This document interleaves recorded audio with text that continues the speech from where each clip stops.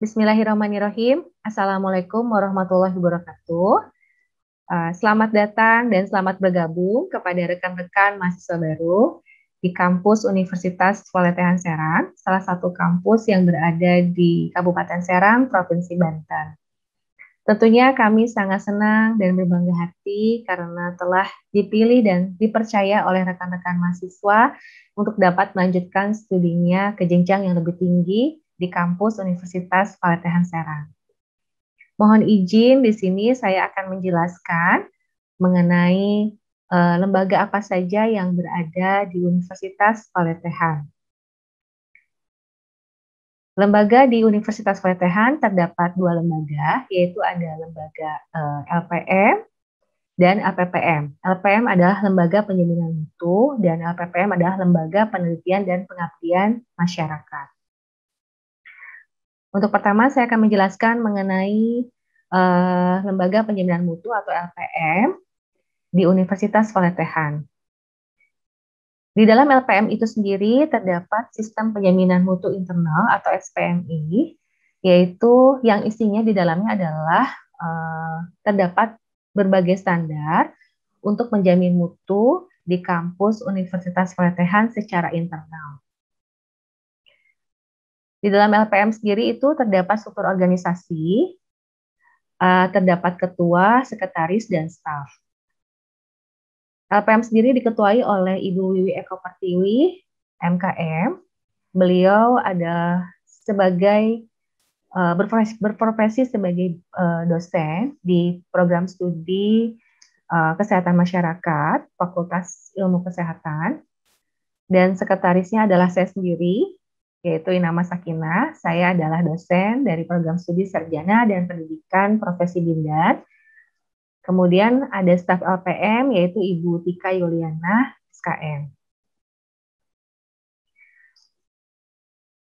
Baiklah, Lembaga Penjaminan Mutu ini merupakan suatu lembaga ya yang menjadikan standar dari penjaminan mutu, baik itu dalam akademik ataupun non-akademik. Di LPM sendiri itu sekarang sudah terdapat 62 standar akademik ataupun non-akademik yang sudah dibuat dan difasilitasi oleh Badan Penjaminan Mutu. Sebetulnya untuk standar wajibnya sendiri, ya kalau kita mengikuti SNBT ya, Standar Nasional Pendidikan Tinggi itu cukup 24 standar, yaitu standar pendidikan, standar penelitian, dan standar pengabdian masyarakat. Tetapi untuk memenuhi kebutuhan Universitas Peletahan Serang, dan tentunya sebetulnya universitas itu juga boleh ya diperbolehkan untuk dapat mengembangkan standar-standar melampaui dari 24 standar yang wajib. Ya, Universitas Peletahan sendiri sudah sekarang mempunyai 62 standar dan artinya sudah melampaui dari 24 standar yang ditentukan oleh SNDikti. Standar ini yang sudah dibuat oleh LPM sendiri itu dibuat untuk mengatur kebutuhan ataupun tata tertib serta perilaku kegiatan yang ada di Universitas Peletahan, sehingga semua kegiatan itu sudah ada standarisasinya dan indikatornya juga jelas dalam melakukan kegiatan ya. Jadi tidak asal-asalan, semuanya sudah ada standarnya, sudah ada formulirnya, sehingga semuanya berjalan sesuai dengan standar yang Universitas Peletahan punya. Nah, ini adalah beberapa standar yang sudah ada ya, 62 standar yang sudah dibuat.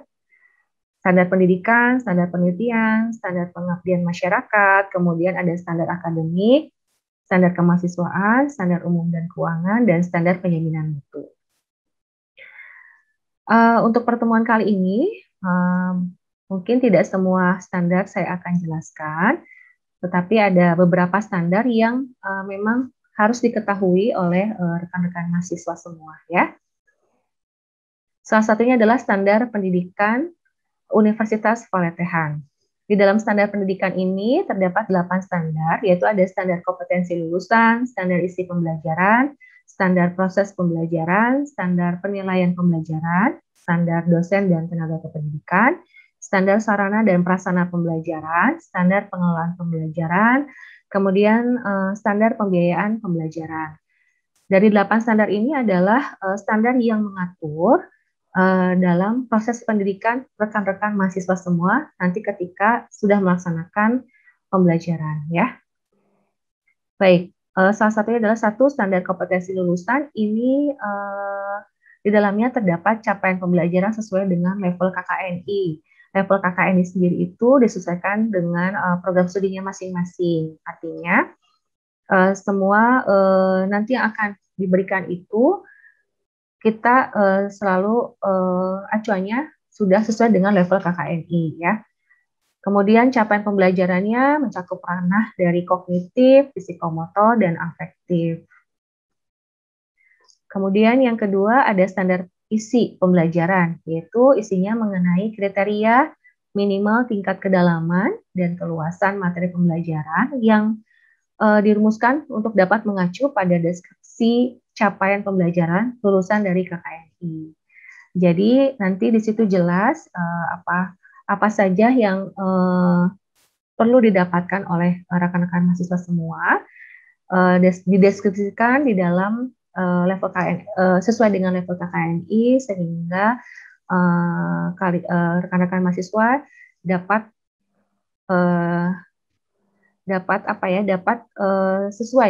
sesuai dengan kebutuhan dari tiap program studinya. Kemudian yang ketiga ada standar proses dari pembelajaran ya. Di sini ada karakteristik proses pembelajarannya itu bersifat interaktif, kemudian holistik, integratif, scientific, konseptual, tematik, efektif, kolaboratif, dan menggunakan student centered learning atau SCL. Artinya di sini mahasiswanya menjadi pusat ya, bukan lagi teacher center learning, tetapi menjadi student center learning. Kemudian dalam standar proses pembelajaran ini juga diupayakan kita selalu terdapat perencanaan pembelajaran yang dibuat dalam RPS, rencana seperti yang isinya adalah proses pembelajaran dalam satu semester, subtopik, topik, capaian pembelajaran, apa saja yang akan diberikan. Kemudian modul dan juga ada panduan ya. Kemudian ada pelaksana proses pembelajaran yang meliputi pendahuluan, inti dari proses pembelajaran, dan juga ada penutup. Adapun beban belajar mahasiswa yang nanti akan rekan-rekan mahasiswa lalui yaitu kalau misalkan tatap muka walaupun sekarang online ya, tapi tetap saja itu ada satuan menitnya. Jadi kalau misalkan tatap muka secara teori, pembelajaran teori itu 50 menit per minggu per SKS. Untuk seminar sendiri itu ada waktunya adalah 100 menit dan praktikum atau praktek itu 170 menit. Kemudian untuk beban belajar mahasiswa sendiri yaitu dalam satu hari adalah sekitar 8-9 jam atau sekitar 18-20 SKS per semester. Total SKS selama proses pembelajaran di kampus Universitas Valetehan itu untuk profesi D3 sebanyak 108 SKS yang harus diselesaikan. Untuk program sarjana sebanyak 144 SKS dan program profesi sebanyak 36 SKS. Kemudian untuk masa studi maksimal kan kalau misalkan minimal D3 itu kan 3 tahun, S1 itu 4 tahun dan profesi itu sekitar 1-2 tahun. Tetapi studi maksimalnya itu D3 selama 5 tahun, kemudian S1 selama 7 tahun dan profesi 3 tahun. Nah, semuanya ini sudah tertuang dan tertulis di SPMI untuk standar pendidikan, standar proses pembelajaran. Ya. Kemudian selanjutnya ada standar penilaian pendidikan. Prinsip penilaian dalam proses pembelajaran itu bersifat otentik, objektif, akuntabel, dan transparan. Kemudian teknik dan instrumennya menggunakan teknik penilaian untuk mengatur kognitif, psikomotor, dan afektif, serta harus ada ketersediaan instrumen, jadi sifatnya tetap objektif. Kemudian hasil penilaiannya yaitu berupa 3 ranah dari yang disebutkan di atas, yaitu ada kognitif, psikomotor, dan afektif, yang masing-masing tentunya harus dinyatakan lulus, baru boleh melanjutkan studi selanjutnya. Kemudian untuk selanjutnya adalah standar dosen dan tenaga kependidikan. Standar dosen sendiri sekarang kualifikasinya sudah harus S2, pendidikan terakhirnya, kemudian sudah mempunyai NIDEN, nomor induk dosen nasional, dan juga sudah memiliki jabatan fungsional atau JAFU dengan jabatan minimalnya adalah asisten ahli. Dan beban kerja untuk dosen sendiri di sini adalah sebanyak 12 sampai 16 SKS selama 1 semester, yaitu meliputi pendidikan dan penelitian 9 SKS, pengmas dan penunjang itu minimal 3 SKS. Kemudian standar sarana dan prasarana pembelajaran. Di sini sudah tertulis bahwa sarana untuk proses pembelajaran itu minimalnya harus mempertimbangkan kenyamanan, keamanan, dan menjamin dalam proses pencapaian kompetensi rekan-rekan mahasiswa semua. Kemudian ada standar pengelolaan pembelajaran, yaitu kriterianya minimal tentang perencanaan pelaksanaan, pengendalian, pemantauan, dan evaluasi, serta pelaporan kegiatan dari pembelajaran pada tingkat program studi setiap semesternya. Kemudian hal ini akan dimonitori dan dievaluasi atau dimonef yang dilaksanakan oleh GKM dari tiap prodi dan juga tim monef yang sudah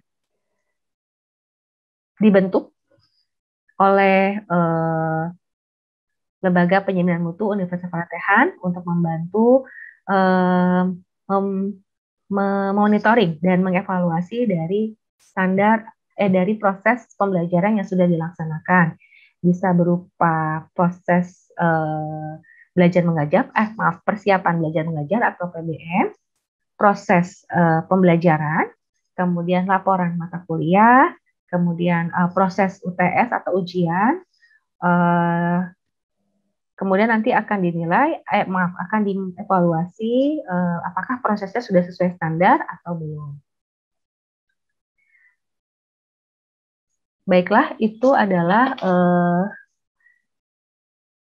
standar, salah satu standar yang harus diketahui oleh rekan-rekan mahasiswa semua ya. Kemudian selanjutnya, lembaga yang kedua, yaitu adalah lembaga penelitian dan pengabdian masyarakat atau kita singkat LPPM. LPPM sendiri juga memiliki struktur organisasi, ada ketua, ada sekretaris, dan ada stafnya. Untuk ketua sendiri itu diketuai LPPM itu diketuai oleh Bapak Denny Suwardiman, SKPMK. Beliau berprofesi sebagai dosen juga dari program studi ilmu keperawatan dan profesi nurse, Fakultas Ilmu Kesehatan. Kemudian sekretaris LPPM-nya adalah Bapak Surohji Ada, SEMM. Beliau juga adalah berprofesi sebagai dosen. Beliau berasal dari program studi manajemen Fakultas Ekonomi dan Bisnis. Dan stafnya ada Ibu Tika Yuliana, SKM. Baiklah, fungsi dan tugas LPPM sendiri di Universitas Pelatihan adalah untuk mengkoordinir penelitian yang berada di Universitas Pelatihan. Kemudian untuk membantu meningkatkan kemampuan dosen dan mutu penelitian dengan mengadakan penataran dan kegiatan ilmiah ataupun workshop. untuk mengupgrade ya kemampuan dalam penelitiannya, kemudian membantu menanggulangi masalah-masalah dalam pelaksanaan penelitian, kemudian juga menilai usulan yang masuk sesudah disaring dari fakultas, dilihat dari segi mutu penelitiannya dan anggarannya seperti apa. Kemudian membantu peneliti dalam publikasi hasil penelitian, membantu peneliti dengan mengembangkan kebijakan insentif, kemudian mendapatkan informasi terkait hibah penelitian di luar Universitas Pelatihan, kemudian mengembangkan jaringan kerjasama penelitian dengan institusi lain.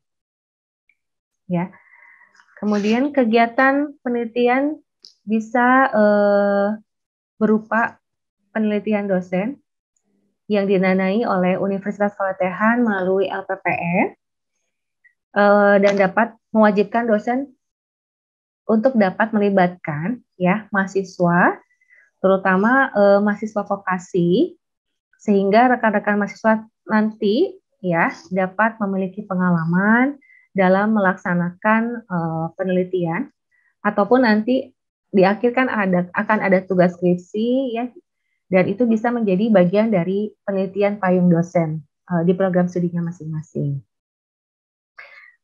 Tentu saja kami akan sangat senang untuk melibatkan mahasiswa sebagai pengalaman dan juga terutama untuk belajar mengadvokasi ya tentunya sebagai mahasiswa untuk dapat terjun langsung bagaimana caranya melaksanakan penelitian. Kolaborasi nanti antar dosen dan mahasiswa ini mudah-mudahan bisa dapat berjalan dengan sangat baik. Sehingga kedepannya nanti banyak penelitian-penelitian baru tentunya yang dapat dipublikasi baik secara nasional maupun internasional ya.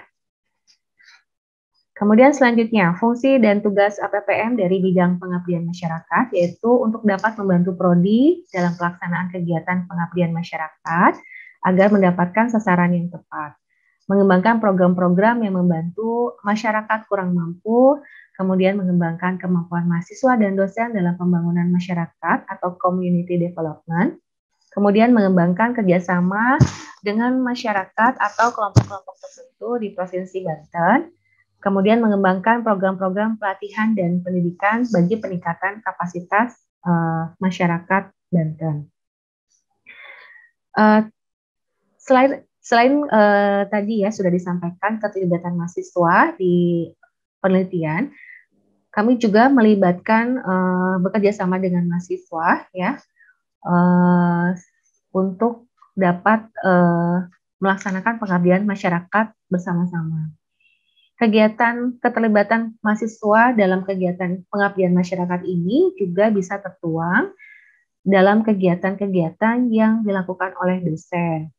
Seperti contohnya kegiatan pengabdian masyarakat berupa penyuluhan di desa-desa, di puskesmas, ya, atau edukasi juga dilakukan oleh dosen itu wajib ya melibatkan mahasiswa sehingga kedepannya nanti akan terjalin koordinasi antar mahasiswa dengan dosen dalam melaksanakan kegiatan pengabdian masyarakat dan juga menjadikan pengalaman tentu saja untuk rekan-rekan mahasiswa untuk dapat melatih ya komunikasinya, kemudian advokasinya gitu ya terhadap dunia luar.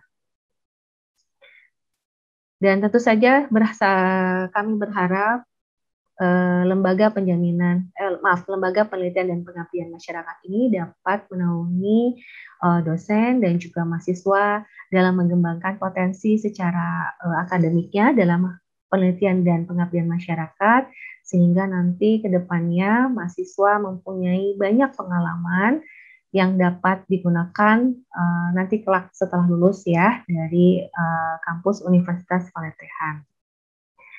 Mungkin Nah, ini keterlibatan mahasiswa dalam kegiatan penelitian itu didanai oleh Universitas Palatehan melalui LPPM, dan tentu saja tadi yang sudah saya sampaikan mewajibkan dosen untuk melibatkan mahasiswa, terutama mahasiswa tingkat akhir. Ya. Nah, ini adalah salah satu contoh bentuk kegiatan berupa dokumentasi foto. Ini adalah dosen, ya, dosen dan juga melibatkan mahasiswa dalam program pengabdian masyarakat yang bekerja sama dengan Yatim Mandiri. Ini juga salah satu penyuluhan pengabdian masyarakat yang sudah dilaksanakan bersama dosen dan mahasiswa. Ini salah satu bentuk foto dokumentasi pengabdian masyarakat dengan kegiatan mengajarkan proses resusitasi ya kepada masyarakat awam, dan juga ada penyuluhan di Posyandu Remaja ya, ini dosen dan mahasiswa juga. Kemudian juga ada pengabdian masyarakat berupa hitanan massal ya, bekerja sama dengan beberapa daerah untuk melaksanakan hitanan massal. Dan juga yang terakhir ini juga sebetulnya banyak dokumentasi, terutama pada 2 tahun terakhir ini mengenai wabah COVID-19 ya, pencegahan penularan COVID-19 dengan cara membagikan masker, sanitizer, dan juga memberikan penyuluhan ataupun edukasi mengenai protokol kesehatan yang harus tetap dijaga untuk mencegah penularan COVID-19. Baiklah, mungkin itu yang dapat saya sampaikan mengenai proses beberapa kegiatan yang dinaungi oleh Lembaga Penjaminan Mutu dan juga Lembaga Penelitian dan Pengabdian Masyarakat Universitas Palatehan Serang. Adapun nanti rekan-rekan mahasiswa semua, bila ada beberapa pertanyaan mengenai kelembagaan, boleh melalui kita ada Facebooknya ya, dan juga Instagram Universitas Palatehan, dan juga bisa melalui telepon, by email, ataupun website dari Universitas Palatehan, itu di www.uf.ac.id.